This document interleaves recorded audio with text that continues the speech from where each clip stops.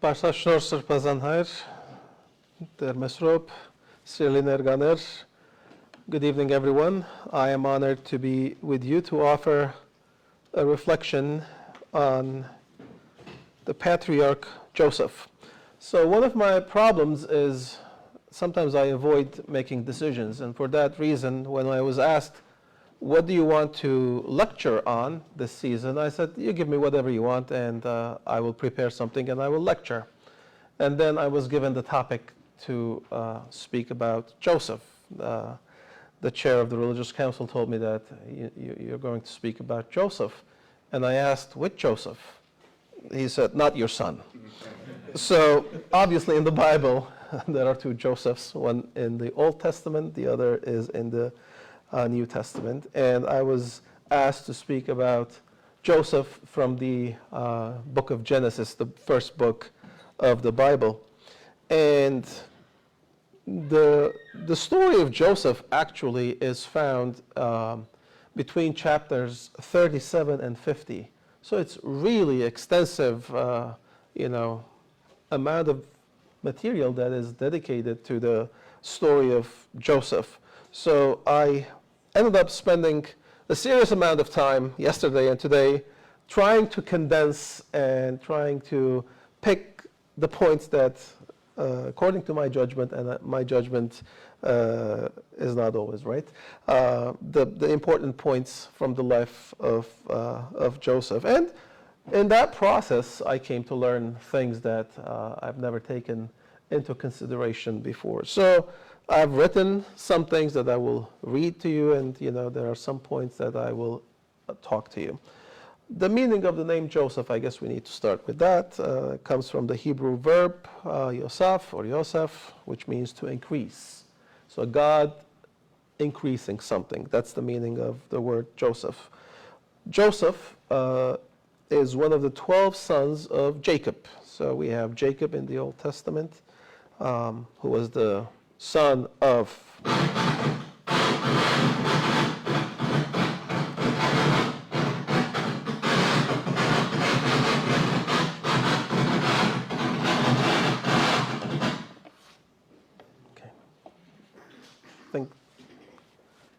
We're good? Okay, that'll you. So we have Abraham, his son Isaac, and then we have Esau and Jacob, and then Jacob has 12 sons. And Joseph, who's the hero of the day, is one of the 12 sons that Jacob had. So his father loved him more than any of the others, and he gave him a colored cloak. So in the Bible, this is taught especially for Sunday school students and young kids who learn about Joseph. They learn two things about him. He was handsome, beautiful, and he had a special jacket or cloak that his father made for him. And it turned out that his brothers were very jealous of him. So now that is a very childish way of presenting what is happening in here. His brothers were so jealous that they sold him to slavery. But what happened that they sold him to slavery? It turns out that Joseph was selfish, arrogant, liar, and also almost a psychopath. Few things that happens before he is sold to slavery. He comes to his father and he presents false accounts about his brothers. He has a dream, and in his dream he sees the sun, the moon, and the 11 stars all bowing down in front of him. So he goes and he tells that dream to his brothers, and his brothers are annoyed. And even his father tells him, what kind of nonsense is this? Don't talk about things like this. But he has the same dream again, and he tells that same dream again. And his brothers are really annoyed. So why this is happening? When we examine the background, we see that the problem was with the father.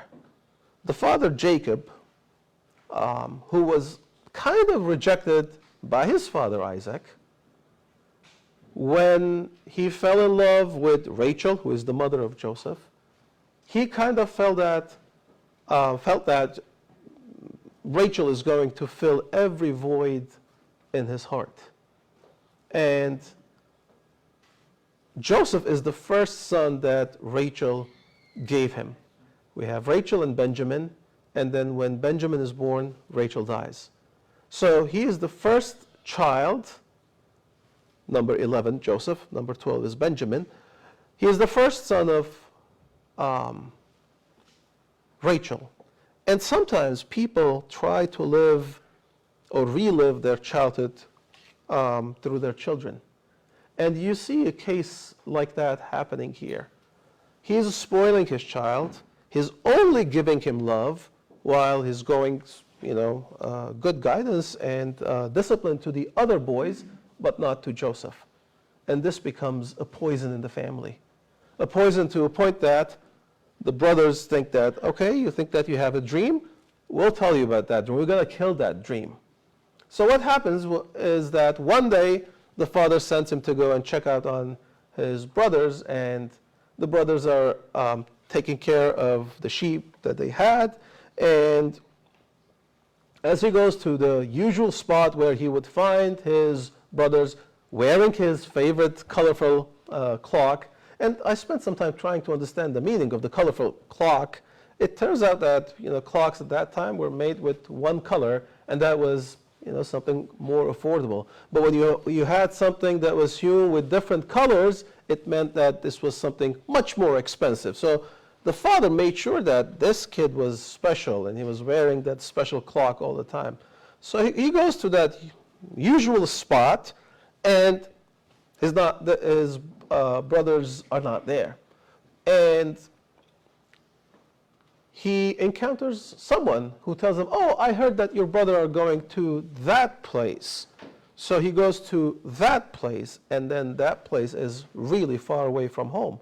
And when the brothers see him, they decide that this is a perfect time to get rid of him. And then they conspire to kill their brother and mix, they slay a young goat, they mix the clock in the blood of the goat, and they take that to their father to show that, wild beasts have eaten your favorite son, Joseph. So it happens that when they are conspiring this, they see that there are some Ishmaelites, which is another way of saying Arabs. They are traveling towards Egypt. They say, what's the benefit of killing him? Let's just sell him to slavery and make some money. So they sell him, and the Ishmaelites who are traveling down to Egypt, they end up selling him to an important officer in the palace of the Pharaoh. So the first lesson that I think we see in this, and this is my philosophy in life also, that there are no happenstances in life. If you look at the story, it's just a series of events that happen back to back. Went to the place where they usually would be not there. A person hears that they went somewhere. That person just happened to be there. He goes there, and then Ishmaelites happen to be there. They know a very important person in the palace of the Pharaoh. So all these events are not happenstances. This is what we call it's God's provision. And when we reflect on it, I'm sure that in a personal reflection in anyone's life, you will see that there was this, and then that happened, and then that happened, and here I am today. And this is the way that God works in our lives. But what happens here, what happens in the life of Joseph that is transformative, could be summarized in the following sentence. Sometimes you find the light in the dark. And this is a powerful statement, to find the light in the darkness. The darkness was that pit where he was thrown. And that darkness, that descent, changed him. Because when we continue reading the story, when he goes to Egypt, he is totally transformed. He is a new person. So what does descent do in our lives? Descent, or I like the Greek word, and forgive me to use that word, is called katabasis. is a journey downward. You need to descend into the hardship, frustration, even hell, so to say, to become a mature man, mature person, and also to become a leader. We live in a culture that rejects and denies suffering because we are afraid of suffering. We try to do anything and everything in life to eliminate suffering, but sufferings have very important roles in the journey of formation. And the example that I like to use is that we start a college program and then change the major and delay graduation.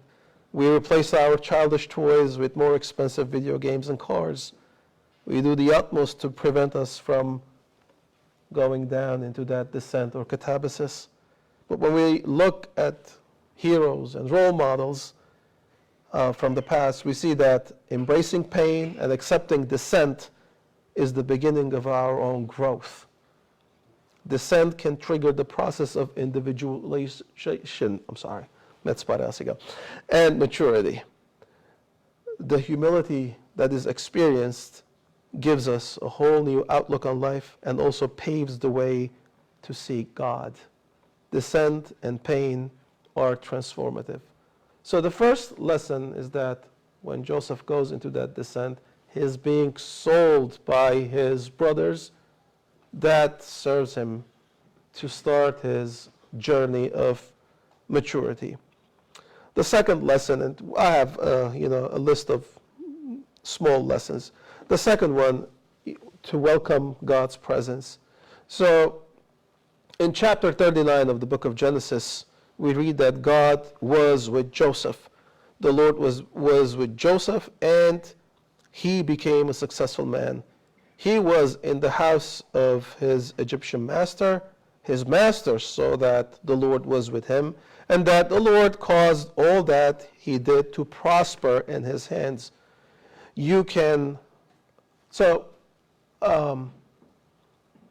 is what the narrative is telling us, that God was with him. But it's interesting that the narrative also speaks on behalf of the Egyptian master, and the narrative says that the master also was able to see that God was with him. And the result of that was very obvious because everything that he was doing was prospering. And the lesson that we can learn from this is that you can lose everything. You can lose the connection that you have with your brothers, your parents, anything and everything that defines who you are. But your relationship with God is something that no one can take away. Even in the darkest hours of your life, God will be always with you if you choose to have God with you. And the other part of it that the second part of this statement is that it's not only that you will feel it, but also people around you will see that you are different. So that's the second point. Next point. When you are in that journey of becoming a leader, expecting temptations and being prepared for temptations is absolutely very important. People in leadership roles will often be tempted. Positions of power, authority, and financial oversight can become sources of temptation. As Joseph gained leadership roles, he also faced intense temptations. So the obvious temptation that we know in Joseph's story is the sexual temptation that came from the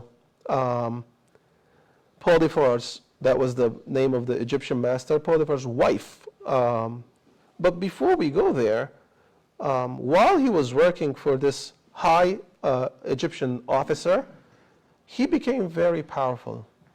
But he did not abuse his power. Okay, you can have power, and what do you do with that power is very important. Joseph could have easily said, now that I am powerful, I'm going to go back to the land of Canaan, and I'm going to teach my brothers a good lesson. He could have easily said that, but he did not abuse his power. He was tempted sexually. The wife of his master ordered him to go in bed with her. And the way that he answered, he said, that is a sin against God. So the lesson that we learn, there's a lesson of morality. And just, as a disclaimer, I don't claim that Joseph's life is a perfect example. Just like any human beings, he had his flaws, but there are some moral lessons that we can learn. The way that he resisted temptation is by putting the priorities straight. He said, this act will alienate me from God, and my most important priority is God. So a lot of times when people choose a certain lifestyle, psychologists and modern thinkers will call them, they are just suppressing their desires. Well, maybe there's some truth to that, but for those who do it with clear purpose and clear understanding, they know that they're putting God first. And when we put God first, everything finds its place in life. So basically, Joseph, when he was tempted, he showed integrity. I mean, we're talking about a totally different person. A person who was a liar, who was selfish, who didn't care about the feelings of his own brothers, now is a mature person. And he's a person of integrity. And that integrity is going to cost him a lot. We think that if I'm a person of integrity, everything is going to be right and God is going to reward me. The reward of his integrity in this case was his imprisonment. Now he is imprisoned, incarcerated, and he loses his freedom. So he goes from one bad situation to another horrible situation. And in the prison, now this next section I call it, look for opportunities to lead. He was treated unfairly. He was in prison due to no fault of his own, but the Lord continued to stay with him. And the jail keeper saw that this is a person that he can trust, and he gave him, a role in the prison. And, we need to kind of look at this and say, if someone wants to do something, if someone wants to demonstrate their leadership skills, they don't have to be, they don't really have to have a position to show their leadership skills. A person can demonstrate the leadership skills in any situation, and Joseph demonstrates that in his prison. So what happens next is that he starts interpreting dreams in jail, and eventually he is called by the Pharaoh to give a meaning or an explanation to Pharaoh's dream, and now he suddenly becomes very famous, and he becomes the prime minister of Egypt. So from the prison to prime minister. That's another big jump in his life.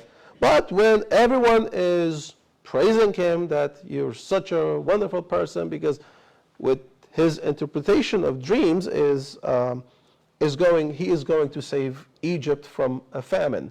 I'm assuming that you know the story of the dreams, right? The dreams are 7 good years and then 7 years of famine.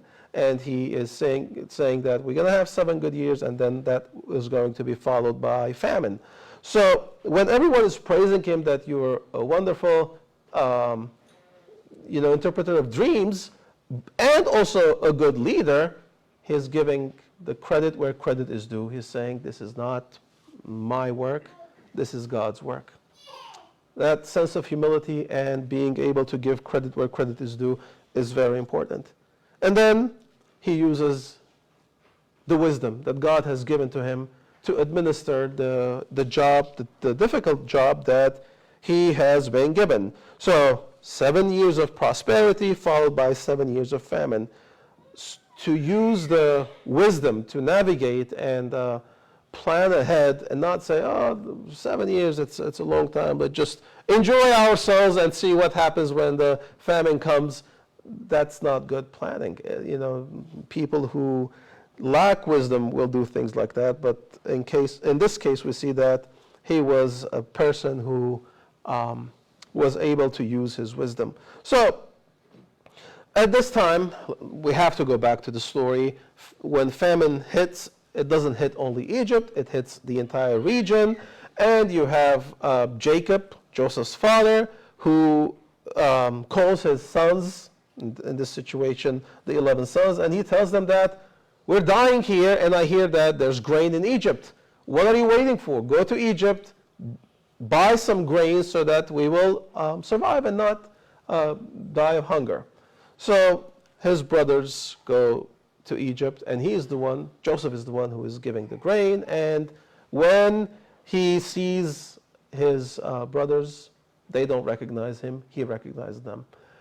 They don't recognize him because when they sold him, he was a teenager, and now years have gone, and he's a totally different person.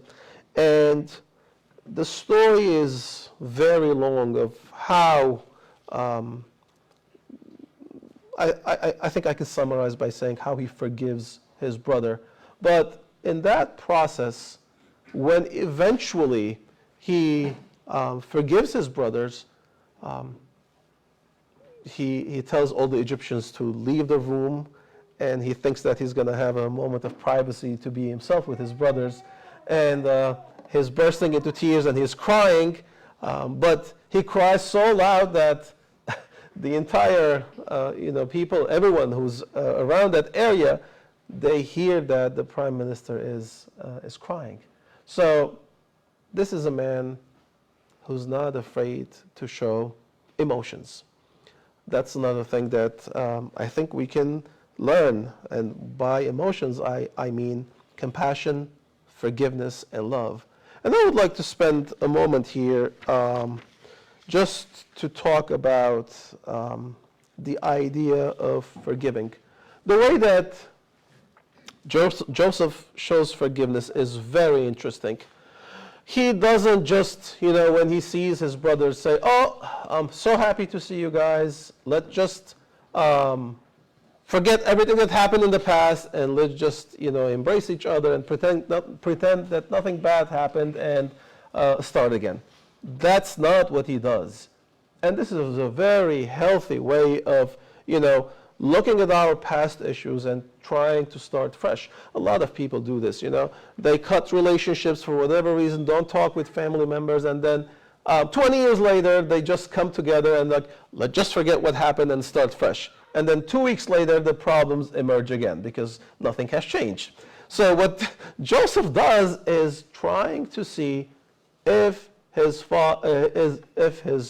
brothers have changed. So initially, when the brothers come, only 10 come. His own brother, Benjamin, doesn't come. And that shows that there are certain things that haven't changed. The father doesn't trust the 10 boys with his youngest, so he's keeping the youngest. The 10 are gone to Egypt. Now, he says, you are spies. I cannot trust you. They know we're not spies. We are the children of the same father. We have, another brother who is with our father, and they tell the story. And he goes like, okay, so here's what's going to happen. You're going to leave one of your brothers here. You're going to go to your father. But next time when you come, you have to bring that brother that you claim that he is with your father, so that I will trust you.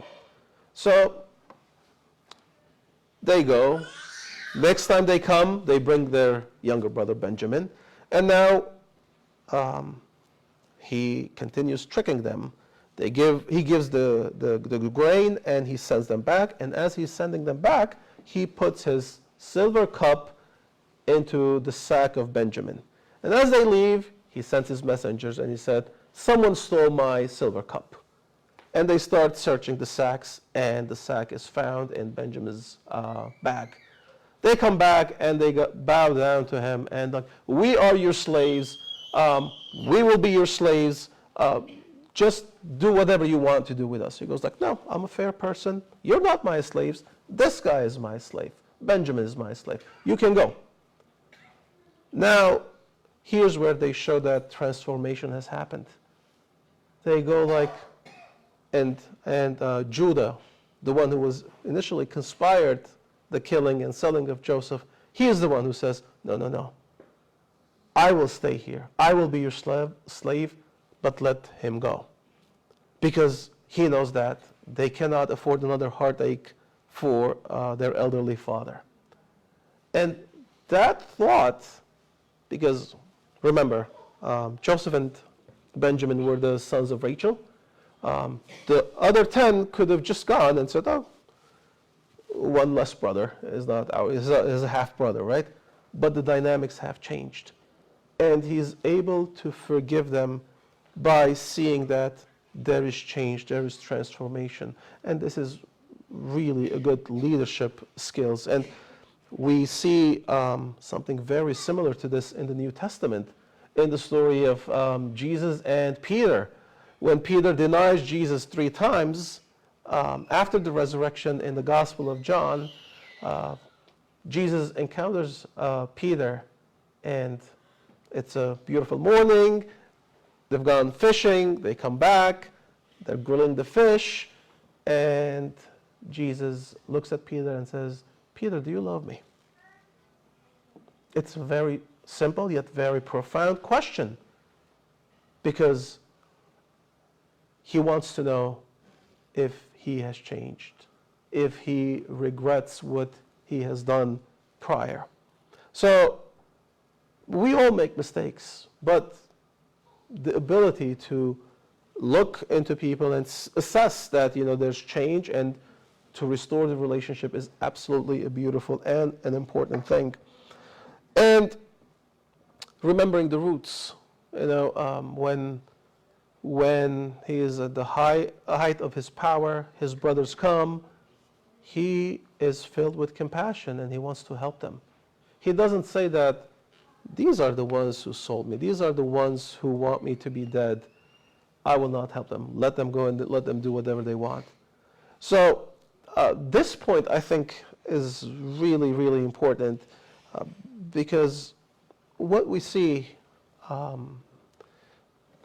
in our society, and sometimes we can narrow this into the Armenian society, is that when people take important positions and become someone famous or important, they tend to remove themselves from the community. And that's not a good thing. Imagine if all the, and I know I'm preaching to the choir here, but imagine if all the successful people of the Armenian community were actively involved in the life of the community. How strong and how beautiful the life of our communities would be. But generally, we have this tendency of removing ourselves and distancing ourselves. The story of Joseph tells us that the family is family, and knowing your origins and sticking to your roots is an important aspect in your life. The final point that we learn from Joseph is that Joseph started his life with a dream. He had a dream that the sun and the moon and the 11 stars were bowing in front of him. And the interpretation of that obviously was that father, mother, and the brothers, everyone was bowing down in front of him. And he didn't understand the meaning of that dream. But in almost 13 chapters in the book of Genesis, we come to realize that that dream has been transformed into a purpose. And at the end of the story, we see that Joseph has found his purpose. And his purpose was to save the life of his family. In life, we all have dreams, but the question that we need to ask ourselves is, what are my gifts that I want to give to humanity. So this is the main points that I was able to gather from the life of Joseph. But I also, since I'm a clergyman, and I try to see how some of these points can apply to our lives as clergy. And this is not scripted. This is going to be an interesting experiment. But we spoke about descent, as we spoke about catabasis, and I try to think about my life and the life of all the clergy that I've come to know since the days of seminary, and what is the descent that we have lived in our lives. So a lot of times when I pick a broom at church and I start cleaning, people come and say, no, I will clean. Their height is not, you cannot. But, I pick the broom and try to clean. People have seen Anushavan Sarpazan mowing the lawn at St. Sarkis Church. We do things like this. But when you go back to the beginnings, the first year when you become a seminarian, the first job that they give you is to clean the bathrooms. That's how you start. You don't become a librarian the first year. You don't become someone who's involved with the altar. You are cleaning the bathrooms. And then the second year, when you are given the role to clean the yards of the seminary, that's an improvement, that's an upgrade. You feel that, wow, I paid my dues now. I'm in a better position. But that's a descent. Because if the hardships, and sometimes the hardships could be symbolic, and sometimes the hardships are real. Those hardships, we have to go through them to become the people who are trustworthy to be leaders. The theme of this year is obviously human resources, and this is why we're talking about preparing people with human resources as part of our human resources. And this descent prepares or creates that sense of trust. I mean, I don't want to spend too much time speaking about my own experiences, but just one example. There was a time when I graduated the seminary, and before coming to New York, I was studying in Beirut, and I had a job, very low-paying job, and there were days that I had to think, what do I do now? Do I pay for transportation or get myself a sandwich? I had to make a choice. And obviously, transportation was essential because that's how I would end up going to my classes to college. I know a story of Der Mesrop, who was mugged in the train, in the subway in New York. We've all gone through experiences like this, and this is where you really are at the bottom of things. And once you see that, then it becomes a little bit easier to go up with that sense of trust. In the culture nowadays that, we are trying to protect our children. Nobody wants them to experience that, that descent, which it's not the right thing. The second point, which was temptation and power temptation, when you are part of the clergy and you're assigned to be the pastor of a community, suddenly you realize that you're given power and you are surrounded with very powerful people. And if you don't have that discipline, if you don't know what to do with that sense of power that has been given to you, you can really make some terrible, terrible choices. And knowing who you are and not abusing the power, I think, is absolutely essential. That, God was always with Joseph. The thing that we need to reflect on, or I personally reflect on, is the sense of accountability to God. Because you can write all the good reports in the church and say everything is wonderful, but if you don't have that sense of accountability, am I doing what God is asking me to do? That is the guiding principle in our lives. Leadership opportunities. The guy was a leader in the prison. If you look at our job description, it's very easy for Der Mesrop and I and all the other clergy to say that we're going to come to church on Sunday morning, say the Mass, give a sermon, and then go home and enjoy life for the rest of the week, and we will be compensated. But the real leader is the one who is finding opportunities to create things that are leadership opportunities in his career, in his vocation as a priest, to improve the overall quality of the parish or whatever responsibility that has been given to him. And the final, I don't think I want to go over everything that we covered. The final point is to remember the roots and stay genuine to your roots. I think that is absolutely, absolutely very important. In life, you can have so many different temptations, and remembering who you are, remembering where you came from and where you're going is really important. We all were, or most of us as seminary, as clergy, were part of the theological seminary in Antelias. We got the education that they were good enough to give to us, and we came with that, equipped with that, to this country.